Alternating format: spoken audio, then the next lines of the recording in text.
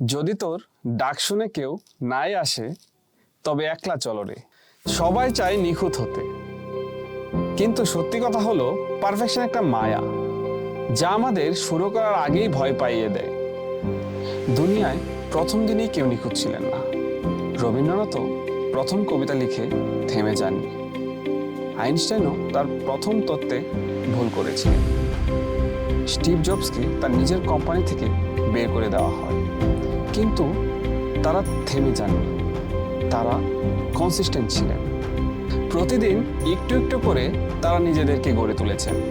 তারা জানতেন সাফল্য একদিনে আসে না, সাফল্য আসে প্রতিদিনের ছোট ছোট চেষ্টা থেকে। তাই তুমি যদি আজ হোঁচট খাও তাতে কিচ্ছু যায় আসে না। তুমি চেষ্টা করেছো, এটাই বড় ব্যাপার। মনে রেখো, পারফেক্ট মানুষ না, কনসিস্টেন্ট মানুষই জীবনে সফল হয়। চলা শুরু করি একা হলেও।